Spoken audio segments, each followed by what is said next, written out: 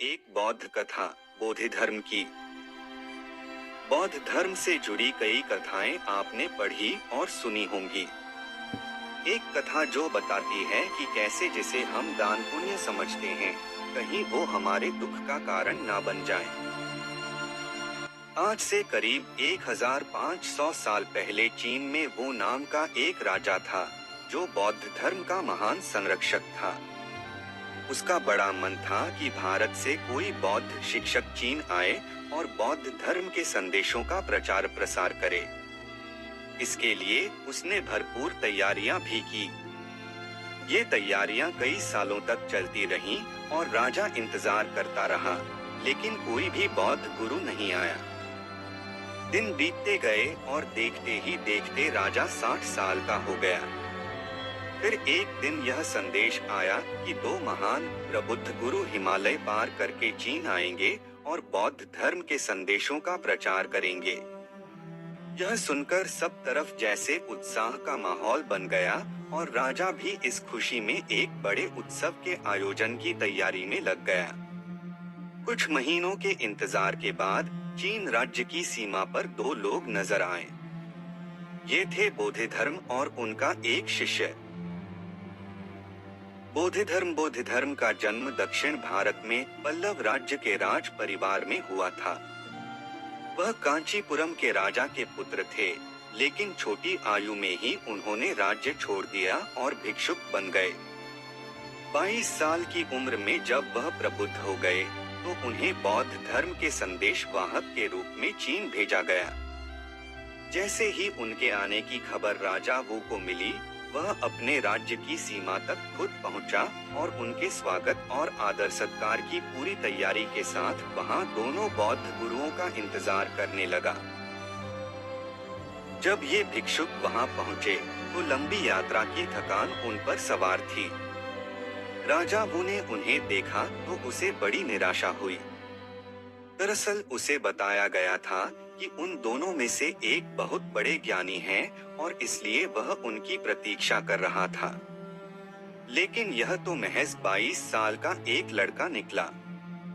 दूसरी तरफ पर्वतों में महीनों की लंबी यात्रा से थके हुए बोधि धर्म भी राजा पर अपना कुछ खास प्रभाव नहीं छोड़ पाए। खैर, राजा निराश तो बहुत हुआ, लेकिन उसने किसी तरह अपनी निराशा को छिपाया और दोनों भिक्षुकों का स्वागत किया। उसने उन्हें अपने शिविर में बुलाया और उन्हें बैठने का स्थान देकर उनके भोजन की व्यवस्था की। इसी बीच जैसे ही उसे सवाल पूछने का मौका मिला, उसने बोधि धर्म से कहा, क्या मैं आपसे एक प्रश्न कर सकता हूँ? बोधि धर्म बोले, बिल्कुल कर सकते हैं। राजा वू ने पूछा, इस सृष्टि का स्रोत क्या है? बोधि धर्म राजा की ओर देखकर हंसते हुए बोले, यह तो बड़ा बेवकूफी भरा प्रश्न है। कोई और प्रश्न पूछिए। राजा वू ने खुद को बड़ा अपमानित महसूस किया। दरअसल उसके पास बोधि धर्म से पूछने के लिए सवालों की एक पूरी सूची थी। ऐसे प्रश्न जो उसने कई सालों के दौरान सोचे थे, ऐसे प्रश्न जो उसके हिसाब से बेहद गहरे और गंभीर थे। और अब न जाने कहां से आए इस तुच्छ लड़के ने उसके ऐसे ही एक गहन प्रश्न को मूर्खतापूर्ण कहकर खारिज कर दिया। और वह भी वह प्रश्न जिस पर उसने कई गंभीर वाद विवाद और चर्चाएं की थी। भीतर ही भीतर खुद को बहुत अपमानित और क्रोधित महसूस करते हुए भी उसने अपने को संभाला और कहा, चलिए मैं आपसे दूसरा प्रश्न पूछता हूँ। मेरे अस्तित्व का स्रोत क्या है?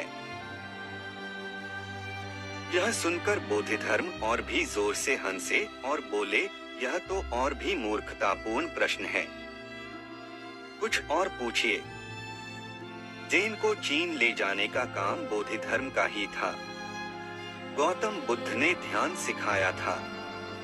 सैकड़ों सालों के बाद बोधि धर्म ने जब ध्यान को चीन पहुंचाया तो स्थानीय प्रभाव के कारण यह चांद के रूप में जाना गया। यही चांद जब आगे इंडोनेशिया, जापान और दूसरे पूर्वी एशियाई देशों तक पहुंचा तो इसका नाम फिर बदला और ज़ेन बन गया। अगर राजा वो भारत के मौसम या बोधि धर्म की सेहत के बारे में पूछता तो शायद बोधिधर्म फिर भी उसके सवालों का जवाब दे देते।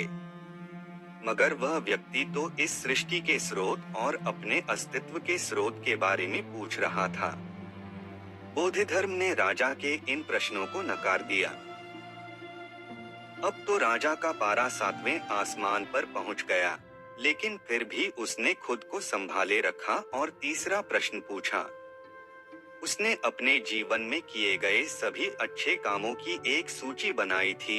उसने कितने लोगों को भोजन कराया, क्या क्या अच्छे काम किए, कितना दान दिया, कितनी समाज सेवा की, यह सब उसकी सूची में शामिल था। उसने पूछा, बौद्ध धर्म का प्रचार प्रसार करने के लिए मैंने कई ध्यान कक्ष बनवाए, सैकड़ों बगीचे लगवाए और हजारों अनुवादकों को प्रशिक्षित किया। मैंने इतने सारे प्रबंध किए हैं, क्या मुझे मुक्ति मिलेगी? यह सुनकर बोधिधर्म गंभीर हो गए। वह खड़े हुए और अपनी बड़ी बड़ी आंखें राजा की आंखों में डालकर बोले, तुम और मुक्ति, तुम तो 7वें नरक में झुलसोगे। उनके कहने का मतलब था कि बौद्ध धर्म के मुताबिक मस्तिष्क के 7 स्तर होते हैं। अगर कोई इंसान वह काम न करे जो उस वक्त जरूरी है और उसकी बजाय कुछ और काम करता है, और यही नहीं, वह उन सभी कामों का लेखा जोखा भी रखता है, तो इसका मतलब है कि ऐसे इंसान का मस्तिष्क सबसे नीच किस्म का है। ऐसे इंसान को निश्चित रूप से कष्ट उठाना पड़ेगा, क्योंकि वह इस उम्मीद में है कि उसने जो अच्छे काम किए हैं, उनके बदले लोग उसके साथ अच्छा व्यवहार करेंगे।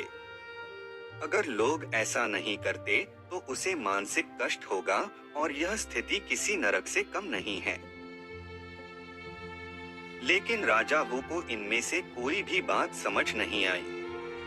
वह गुस्से से भर गया और बोधिधर्म को अपने राज्य से बाहर निकाल दिया। बोधिधर्म को इससे कोई फर्क नहीं पड़ा।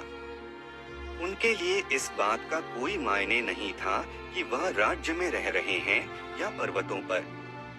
उन्होंने अपनी यात्रा जारी रखी। लेकिन राजा वो ने अपने जीवन को सुंदर बनाने का एकमात्र आध्यात्मिक अवसर खो दिया।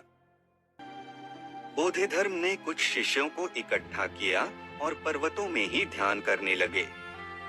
राजा वू के राज्य से निकाले जाने के बाद बोधिधर्म पर्वतों में चले गए। वहां उन्होंने कुछ शिष्यों को इकट्ठा किया और पर्वतों में ही ध्यान करने लगे। एक साधक के लिए नींद उसकी सबसे बड़ी दुश्मन होती है। एक दंत कथा के मुताबिक एक बार बोधिधर्म ध्यान करते करते सो गए। इस बात से उन्हें अपने पर इतना गुस्सा आया कि उन्होंने अपनी पलकों को ही काट डाला। जब उनकी कटी पलकें जमीन पर गिरी तो वे पहला चाय का पौधा बन गई। तब से नींद से बचने के लिए भिक्षुओं को चाय पहुंचाई जाने लगी। ये दंत कथा आखिर आई कहां से? राजा वू द्वारा निकाले जाने के बाद बोधिधर्म जिस पहाड़ी पर रहने लगे थे, उसे चाय के नाम से जाना जाता था। एक दिन उस पहाड़ी पर शायद उन भिक्षुकों को कुछ अलग किस्म की पत्तियां दिखाई दी। बोधिधर्म ने जांच पड़ताल के बाद पाया कि अगर इन पत्तियों को उबालकर पिया जाए तो इससे नींद भाग जाती है। इसे पीकर वे अब पूरी रात सतर्क रहकर ध्यान कर सकते थे। और इस तरह से चाय की खोज हुई।